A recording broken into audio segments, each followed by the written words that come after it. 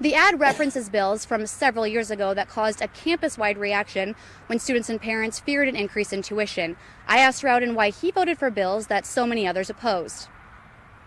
The three claims made in Weber's ad are all connected to tax cuts voted on by Rowden.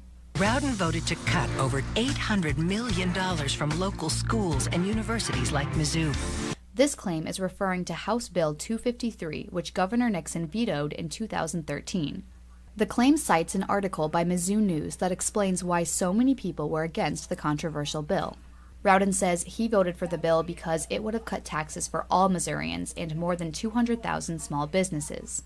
I think that's a good thing to do. And in addition to that, being able to do that while, in my time, in the 4 years in the House that I've been there, we've increased K-12 funding by $550 million, increased higher education funding by $100 million. I sat down with political analyst Terry Smith, who says HB 253 can be interpreted many ways, which makes it difficult to predict an exact outcome.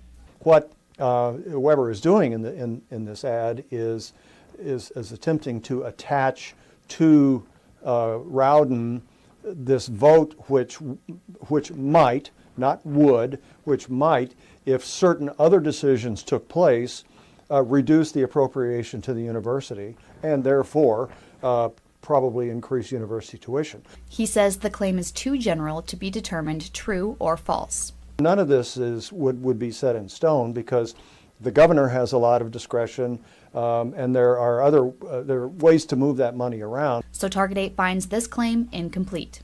Rowden's cuts would force Mizzou to raise tuition up to 16%, hurting middle-class families. This claim is stated as an effect of the same bill and cites an article by the Maneater. The assertion that one leads to the other is really, really dangerous, really false. It sets a bad precedent. I asked if the tuition increase did not happen because the bill did not pass. Well, we passed the tax cut the next year, so. Smith says this claim, like the first one, is not clear-cut, so Target 8 finds it incomplete as well. All to pay for tax breaks for millionaire campaign donors. This claim is referring to Senate Bill 509, a tax cut bill that passed in 2014.